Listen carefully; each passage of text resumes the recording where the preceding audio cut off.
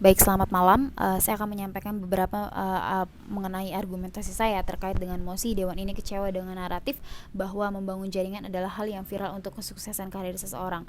Nah, baik, pembangunan di era digital atau industri 4.0 memiliki tantangan besar untuk menggerakkan partisipasi masyarakat untuk menyukseskannya. Salah satu di antaranya adalah perlu adanya model sosial yang di sebagian masyarakat dicirikan dengan adanya kebersamaan dan juga gotong royong.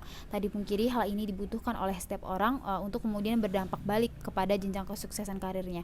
Oleh sebab itu, pemerintah mengharapkan upaya kesuksesan pada setiap generasi selanjutnya mulai melalui berbagai modal yang dimana yang dimiliki oleh setiap potensi masing-masing gitu untuk bagaimana berfokus kepada perkembangan karir dan juga membangun masa depan yang lebih baik.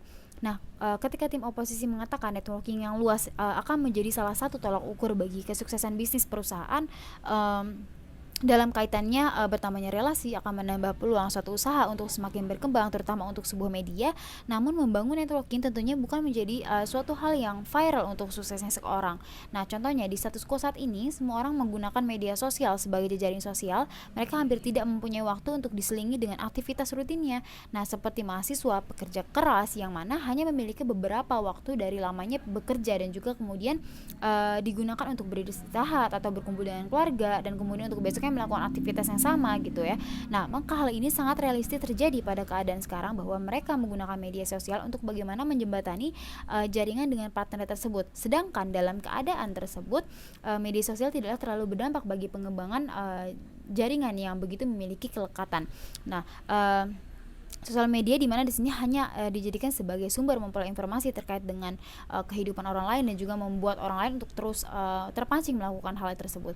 Nah, sehingga partisipasi media tidak dapat digantikan dengan di mana kedekatan secara langsung, sehingga akan tidak efektif apabila digunakan untuk mengembangkan jaringan bisnis. Justru akan mendapatkan beberapa dampak negatif bagi kesehatan mental. Nah, dalam hal networking rupanya juga ada hal yang patut untuk diperhatikan di sini, yaitu integritas sebuah institusi maupun badan usaha perlu dijunjung tinggi. Nah, pada hal itu nanti akan berdampak tak hanya bagi reputasi bagi sebuah usaha, melainkan juga pada kepercayaan seseorang yang akan menjalin sebuah relasi. Nah, dalam hal ini saya akan membagi mengenai dua alasan mengapa pembangunan atau membangun jaringan bukan hal yang tidak begitu menjadi viral untuk kesuksesan seseorang. Nah, yang pertama, perlunya kefokusan untuk menentukan arah target pencapaian atau tujuan yang akan terrealisasi pada setiap masing-masing orang. Nah, kami mengetahui bahwa orang-orang yang ada di sekeliling kami akan memungkinkan untuk membuka sebuah opportunity bagi pengembangan karir. Namun, kami rasa pengembangan jaringan tidaklah menjadi fokus utama atau menjadi sebuah fokus utama sebab kami lebih menyetujui ketika seseorang akan lebih baik untuk fokus pada penentuan diri terhadap apa bidang yang sesuai dengan passionnya dan potensi yang dimilikinya. Nah, hal ini karena setiap orang memiliki kelebihan yang berbeda untuk fokus dulu pada pengenalan diri agar tidak menimbulkan gap terhadap apa yang mereka jalani ke depan dengan semua yang terlanjur diagendakan. Ketika hal ini terjadi, maka dampaknya adalah yang pertama akan lebih banyak mengeluarkan cost, sehingga hal ini memungkinkan untuk menimbulkan kerugian kepada bisnis tersebut seperti langsung berinvestasi tanpa belajar sebelumnya, kemudian salah mengambil keputusan, sehingga saya merasa bahwa pengenalan diri dan juga sebuah pengalaman perlu untuk dilakukan sehingga ketika mereka sudah mencapai kesuksesannya, mereka akan mampu untuk mengetahui bagaimana kelemahan, hambatan, dan peluang ketika mereka mendirikan sebuah bisnis.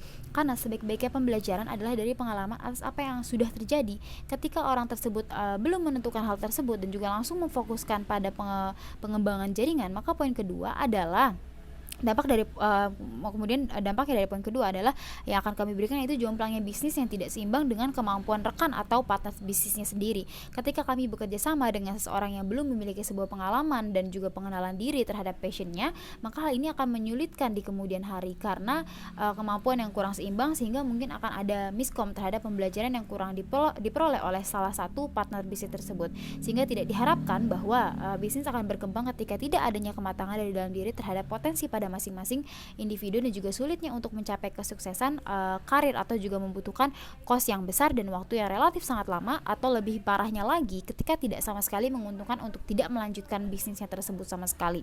Nah, sehingga hal ini lebih baik di sisi kami untuk lebih dahulu ketika ingin membangun sebuah karir dengan membangun atau mengembangkan jaringan, alternatif lain yang kami tawarkan adalah mengenai potensi dan juga target, serta berfokus kepada pengalaman pribadi. Kemudian mengembangkan jaringan dan juga evaluasi diri, memberikan bidang lebih dalam, meningkatkan skill, mencari mentor, dan setelah itu barulah mengembangkan reputasi yang baik.